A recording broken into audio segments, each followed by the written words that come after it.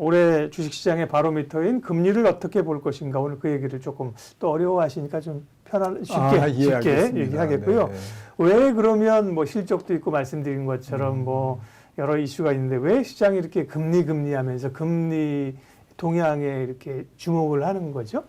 주가가 좀 많이 오르다 보면 네. 소위 이제 그 PER, 주가를 이제 주당 순이익으로 나눈 소위 밸류에이션이 이제 높아지게 되죠. 네. 올해 작년 대비 올해 지금 한 1년여 기간 동안 PER이 전 세계적으로 거의 한 5, 60% 정도 올랐습니다. 우리나라 코스피 퍼만 해도 1년 전 이맘때쯤에는 한 8배, 9배밖에 안 됐는데 지금 15배니까 네. 거의 뭐 2배 가까이 오른 거지 않습니까? PER이 이렇게 올랐다는 얘기는 주식의 기대 수익률이 좀 낮아지는 거거든요. 네. 그러니까 투자자분들께서 네. PER을 이제 거꾸로 이렇게 뒤집으면 네. 이게 기대 수익률이구나 이렇게 생각하시면 됩니다. 근데 그거는 꼭 뭐 좀 어려운 얘기가 아니니까 네. 반드시 알아두실 필요가 있는 게 지금 미국의 그 시장을 주도하는 종목들, 특히 기술주 중심의 고성장주, 메가테크 종목들의 PER이 평균 한 50배 정도 되거든요. 그래서 1 나누기 50을 하면 그런 주식을 샀을 때 예상되는 수익률이 1 나누기 50이니까 한 2%. 2%네요. 네. 예. 근데 금리가 한 2% 가까이 가면 예를 들어서 좀 먹을 게 없다라는 거죠, 주식시장에서. 왜냐하면은 뭐 안전자산이라고 불리는 국채 수익률, 이거는 미국 정부가 보장하는 거지 않습니까? 소위 주식의 대체제인 혹은 원가 개념인 금리가 올라가면 상대적으로 주식의 매력이 떨어지는 거죠. 그렇기 때문에 지금처럼 예상 이익을 앞당겨서 소위 가불해서 이제 주가가 미리 올라간 거거든요. 올해 같은 경우는 작년에서 올해까지. 예. 그러다 보면 이 밸류에이션이 높아졌기 때문에 금리마저 올라가면 금리가 제로 금리다라는 전제 하에 이제 가격이 세팅돼 있는데 금리가 올라가면 조금 당황스러워하는 거죠, 시장이. 특히 PER이 높은 주식, 시장을 그동안 주도했던 메가테크 고성장 주식들의 주가가 좀 흔들릴 가능성이 높다라는 거죠. 그래서 특히 지금 주식시장이 과열되어 있는 상태이기 때문에 올해 금리가 올라가면 조금 주식시장이 흔들릴 가능성이 높다라는 게 지금 좀 시장에 전반적으로 깔려 있는 우려입니다. 그건 뭐 전통적으로도 사실은 금리하고 채권이랑 주식이랑 투자의 각자 수단이니까. 네. 아니, 주식은 불확실한 수익이잖아요.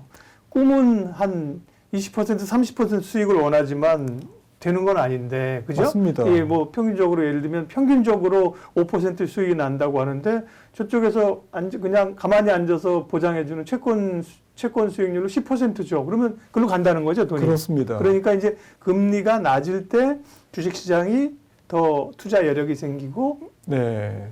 기대 수익이 높아지는 거고. 네. 근데 원래는 이제 뭐 금리라는 게 뭐 다 아시겠지만 경기가 좋을 때 금리가 올라가지 않습니까? 그렇죠. 네. 그러니까 금리가 올라가는 거는 뭐 건강한 경기 회복의 어떠한 뭐 증표인데 네, 네. 신호인데 지금 같은 경우에는 이제 앞서 말씀드렸듯이 올해 예상되는 이익 심지어는 뭐 앞으로 좋아질 이익을 조금 앞당겨서 주가가 좀 많이 올라 있는 상태이기 때문에 조금 과거와는 조금 다른 거죠. 그리고 조금 더 한 걸음 더 나아가서 보면 경기가 전체적으로 다 좋아지는 건 아니다. 전 세계가. 지금 신흥국 같은 경우에는 경기가 썩 안 좋죠. 유럽 같은 경우에는 지금 3차 팬데믹이 왔기 때문에 경기 회복이 조금 더 더딜 수밖에 없습니다. 올해 전체적으로. 중국은 조금 앞서가고 있지만 미국이 그 다음으로 좋아지고 있고 유로존 같은 경우는 굉장히 지금 더디게 회복되거나 지금 아직도 침체를 못 벗어나고 있고 또 대부분의 신흥국들은 지금 경기가 혁신 성장 기업들, 뭐 IT 쪽 위주로 지금 경기가 회복되고 있기 때문에 전통적인 순환 산업, 뭐 소재라든지 뭐 산업재 이런 쪽의 전반적인 경기가 그렇게 썩 좋은 건 아니거든요. 예. 예, 그러니까 여기서 금리가 올라갈 경우에는 경기는 뭐 아주 더디게 회복되는데 주가는 미래이익을 반영해서 이미 고성장주들이 많이 올라 있고 이런 상태에서 좀 시장이 혼돈에 빠질 수 있다라는 거죠. 예, 특히나 작년에 이제 그 2분기 이후에 전 세계가 돈을 많이 풀었지 않습니까? 예. 소위 중앙은행이 찍어내는 돈이 한 50% 정도 그 1년 전보다 최근 1년간 한 50-60%가 증가했습니다. 적지 않은 증가율이고요. GDP 대비로는 우리가 얘기하는 실질 유동성, 총 통화가 예. GDP 대비 20%포인트 정도 증가했는데 이런 정도의 증가는 거의 전시 상황을 방불케 하는 그런 유동성 공급이죠. 유동성 예, 공급입니다.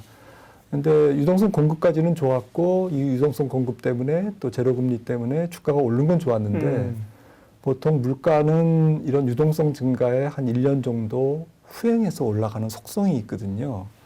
그러니까 돈을 작년 하반기 특히 뭐 4월 이후에 많이 풀었기 때문에 물가는 올 여름을 지나면서 좀 올라갈 가능성이 있는 거고요. 네.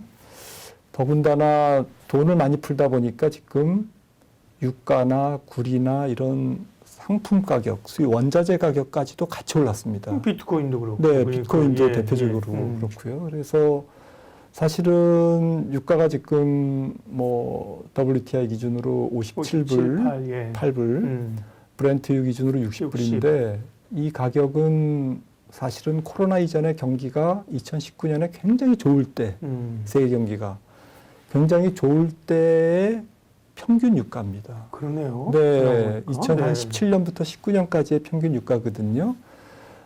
그러다 보니까 경기는 사실은 2017년에서 19년 사이 정도의 그런 정도로 좋은 건 아닌데 워낙 금리가 낮다 보니까 유동성이 많이 풀리다 보니까 사실은 이 상품 가격마저도 지금 끌어올렸거든요. 화폐적 현상입니다. 이게 이제 소비자 물가에 전이가 되죠. 또 집값이 많이 올랐기 때문에 임대료 상승이 또 소비자 물가에 영향을 주고 있고 그래서 이런 그 자산 인플레이션이 소비자 물가에 서서히 전이가 되고 있습니다. 그래서 지난 1월 지금 중국의 생산자 물가 지수도 전년 12월에 작년 마이너스 0.4에서 플러스 0.3으로 돌아섰거든요. 네. 그리고 전월 대비로도 지금 물가가 전반적으로 올라가는 추세입니다. 네, 지금 우리나라만 해도 장바구니 물가 이렇게 생각해 보면 슬금슬금 많이 올랐거든요. 네, 그래서 이런 전반적인 돈을 풀고 제로금리를 펼치면서 생긴 여러 가지 물가에 대한 압력이 지금 좀 높아져 있는 상태인 거죠. 알겠습니다. 그러면 조금 이제 또 깊게 얘기하면 좀 어려워하시니까 네. 금리를 주목하는 이유는 설명이 충분히 됐고요. 그러면 금리가 이제 오르는 거를 뭘 보고 기준을 잡고 금리도 여러 가지가 있지 않습니까? 국내 금리, 해외 금리, 뭐 단기 금리, 장기 금리 어떤 기준을 잡고 어느 정도를 이제 넘어서면 이제 금리가 좀 올라간다 이렇게 척도로 좀 잡을 수 있는 게 있나요? 뭐 솔직히 말씀드리면 정답은 없고요. 네. 근데 이제 가장 전 세계 모든 투자자들이 공통적으로 보는 게 미국에서 가장 많이 발행됐고 그리고 많이 거래되는 유통되는 이제 채권이 미국 국채 10년 만기 수익률입니다. 소위 이제 유통 수익률이라고 하는데요. 네. 이게 지금 뭐 작년 같은 경우에 이제 코로나가 막 처음에 시작됐을 때 기준 금리를 0%까지 낮추니까 거의 0.4까지 내려갔다가 지금 이제 1.2까지 올라왔습니다. 그렇죠. 그래서 최근에 뭐 미국 쪽에서도 전문가들의 뭐 갑론을박이 있습니다만은 올 연말까지 한 2.5%를 터치할 거다라고 보는 이제 금리 상승론자들도 있고요. 예. 아직은 경기가 많이 그렇게 빠르게 회복되고 있지 않기 때문에 그렇게 빨리 가지는 않을 거다. 이제 조금 여러 가지 논쟁은 있습니다. 팬데믹 이전에는 그러면 10년물 국채 수익률 전체적인 레벨이 어느 정도 됐나요? 뭐 한 2%, 네, 1% 초반? 1%대 중후반이었죠. 네. 예. 그런데 지금 0.4%까지 네. 내려갔다가 지금 1.2%니까 뭐 0.4에서 1.2가 오면은 에게 뭐 이러실지도 있는데 항상 그 전 세계의 그 채권에 대한 수요가 너무 많다 보니까 소위 이 만기 구조가 좀 길어졌거든요. 네.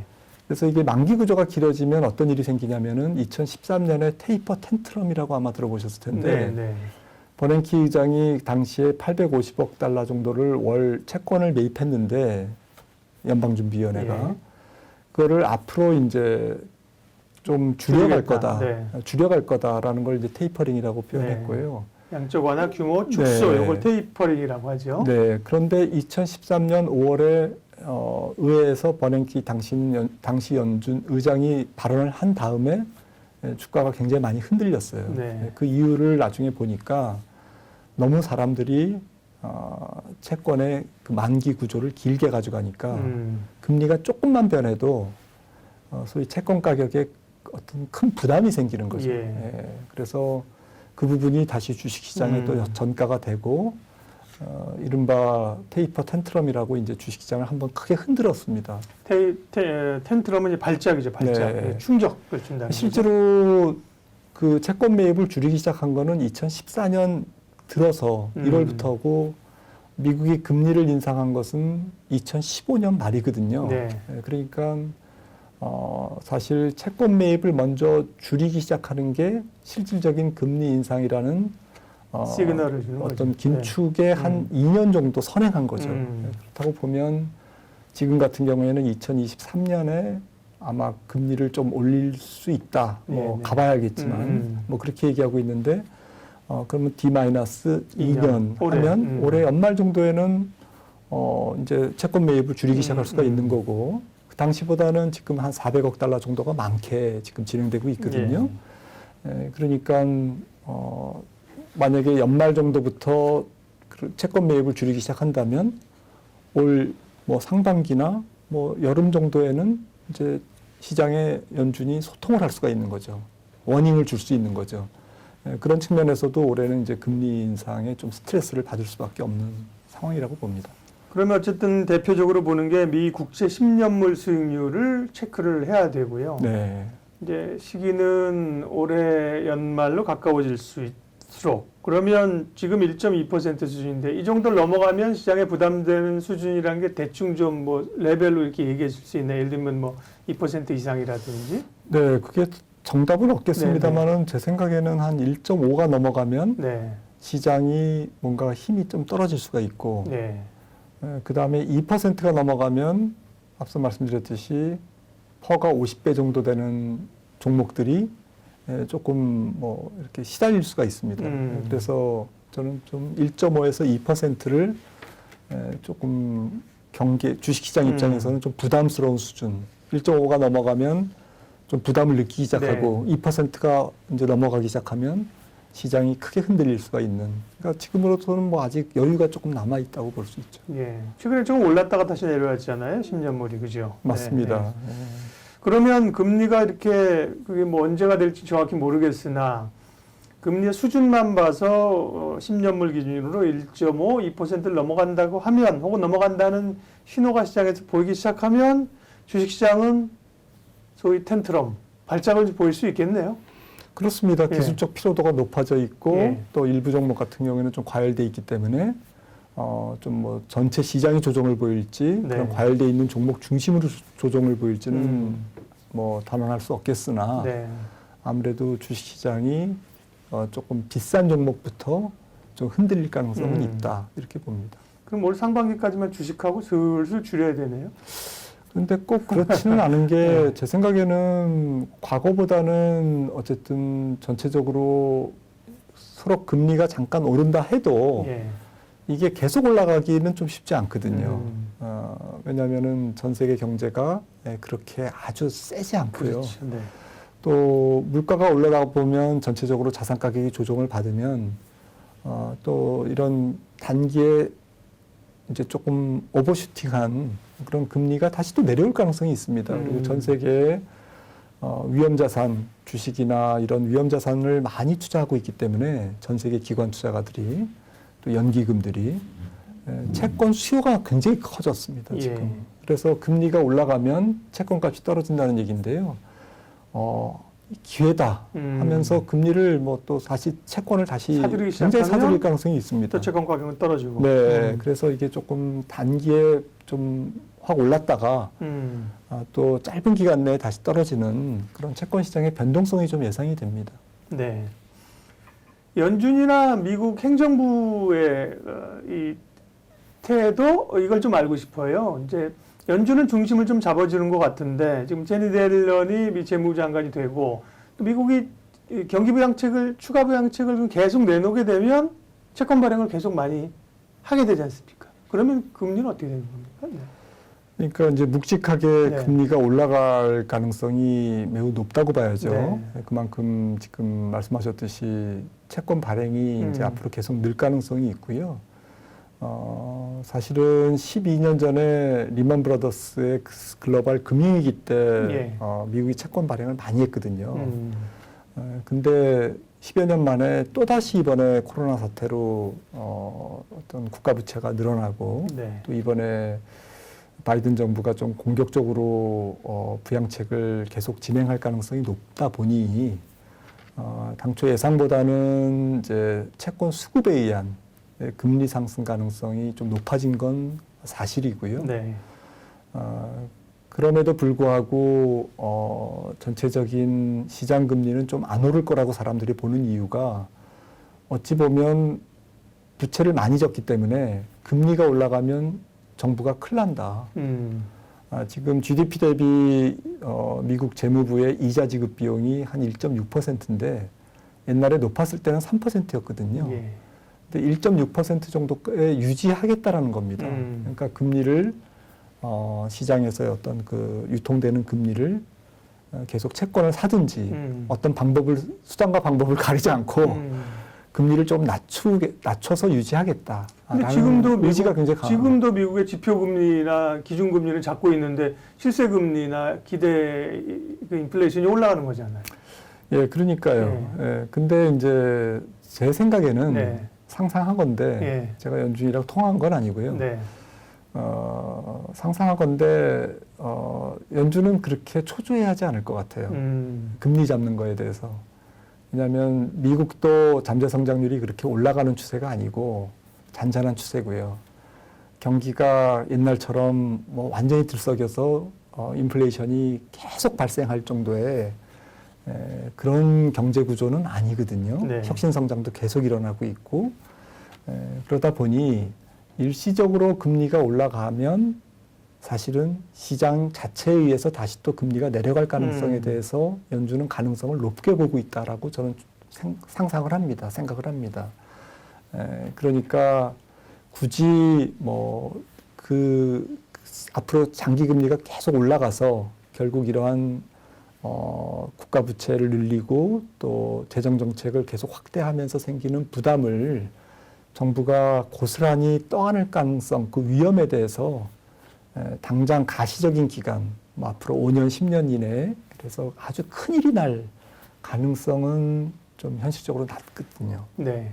그래서 그런 관점에서 보면 앞서 말씀드렸듯이 금리는 뭐 오르락 내리락 갑자기 뭐 확 튀었다가 다시 또 내려가긴 하겠지만 연준 입장에서는 뭐 조금 믿는 구석이 있을 거다. 결국 금리는 안정된다라는 쪽이 의견이고요. 헷갈립니다. 왜냐하면 금리는 어쨌든 간에 뭐 더 떨어질 여지는 별로 없잖아요. 사실 지표 금리는 제로 금리고 실세 금리는 1%인데 근데 금리는 오를 일만 있으면 시장에는 부담스러운 요인인데 추세적으로 그렇게 또 가지고 갈 것 같지는 않다고 말씀을 하셨기 때문에 네. 그러면 투자자들 입장에서 어쨌든 금리가 올해 굉장히 중요한 팩터고 지금 다들 쳐다보고 있습니다. 미 국채 10년물이 어떻게 되는가. 지금 말씀 이야기를 좀 그럼 녹여서 투자자 입장에서 이거를 시장 전략에 어떻게 좀 이제 시기별이라든지 혹은 섹터별로 어떻게 해야 할까요? 정리 좀 해주세요. 네. 그러니까 원래 같으면 사실 평상시 같으면 금리가 올라가면서 앞서 말씀드렸듯이 경기가 좋아지니까 이제부터는 주식을 해야 되는데 저는 조금 사견이 들어가 있습니다만은 주가가 미래 실적이라든지 경기 회복을 상당히 유동성을 기반으로 앞당겨 놨기 때문에 금리가 올라가는 게 올해 조금 심각한 주식시장의 어떤 그 변동성을 만들 수 있다라는 정도로 이해하시면 좋을 것 같고요. 네. 그래서 금리가 조금 생각보다는 우리가 지금 예상하는 것보다는 조금 빠른 속도로 올라갔다가 가령 10년물이 2%를 네. 한 연 중반 정도, 여름 정도에 저는 터치할 거라고 생각을 하고 있고요. 하지만 다시 또 금리는 1% 아래로 내려오면서 시장은 또 안정될 거다. 그러니까 금리의 변동에 따라서 주식시장의 변동성도 같이 커질 수 있다라고 생각을 합니다. 그리고 주식시장에서는 금리가 올라가면서 결국 그동안 수년간 주식시장을 주도했던 이런 메가테크 종목들의 조정의 어떠한 빌미로 네. 금리 상승이 빌미로 작용할 가능성이 있어서 그런 종목들의 어떤 어느 정도의 조정이 생각보다는 좀 깊을 수가 있다라는 거고요. 근데 문제는 그 종목들이 시가총액을 지금 상당 부분 차지하고 있기 때문에 가령 S&P 500의 IT 쪽에 한 30종목들이 시가총액 전체의 한 50%를 차지하고 있다 보니 예. 주가 지수 전체가 흔들리면 좀 뭐 예를 들어서 산업재라든지 금리가 올라갔을 때 유리한 은행주라든지 뭐 에너지주라든지 이런 쪽에 순환이 일어나는 게 정상인데 원래는 그런 순환이 그렇게 길게 일어날 가능성보다는 짧게 돌아갈 가능성이 높아 보입니다. 그러니까 과거처럼 뭐 금리가 올라가니까 자 이제부터 은행주 사십시오, 에너지주 사십시오. 뭐 이렇게 추세가 완전히 바뀌어서 한동안 가는 게 아니고 네, 또 신흥국 주식 사십시오. 뭐 이렇게 해서 스타일의 소위 큰 로테이션 추세의 변화를 너무 크게 바라보면 네. 금리는 화폐적 현상으로 오르락내리락하고 거기에 따라서 시장 전체의 무게가 줄었다 늘었다 굉장히 네. 그 변동성이 클 것 같거든요. 올해는 금리에 따라서. 근데 그런 거를 어떻게 그 세부 국면을 어떻게 정확하게 예측해서 뭐 성장주에서 좀 산업재 혹은 에너지, 은행주 이렇게 어떤 스타일의 변화를 찾아가면서 투자를 하기는 실전적인 측면에서는 그렇게 녹록지 않을 거다. 저는 그렇게 생각을 합니다. 네. 그래서 결론적으로 말씀드리면 금리가 올라가면 주식 비중을 많이 줄이십시오. 그리고 과거처럼 금리가 올라간다고 해서 금리 상승의 경기 확장기에 유리한 업종도 너무 적극적으로 하지는 마십시오. 오히려 금리가 다시 또 내려오면 다시 성장주를 투자하시는 게 유리할 수 있습니다. 그렇네요. 네. 그런 변동성은 조금 피해가면서 올해 지혜롭게 하는 게 좀 중요하다 생각합니다. 교통 정리가 쫙 됐습니다. 제가 정리를 좀 말이 해드리면, 쉽습니다. 현실은 좀 쉽지 않겠죠. 제가 정리를 해드리면 올해 금리를 다들 주목한다니까요. 금리가 어떻게 될까, 언제 오를까, 얼마 되면 시장이 흔들리고 언제 팔아야 돼 이런 고민들을 많이 하고 있는데 금리는 일방적으로 오르고만 내리지는 않는다. 또 이런 출렁거림이 있고 금리의 변동에 따른 주식시장의 변동성을 이해하고 대비하고 이용하자. 네. 네, 그렇게 정리하면 될 것 같습니다. 네, 그 금리 상승을 뭘로 볼까? 척도는 이제 아까 말씀을 드렸으니까 참고를 하시면 되겠습니다. 올해 2021년 주식시장의 뭐 가장 큰 주가의 바로미터가 될 금리에 대해서 먼저 얘기를 했습니다.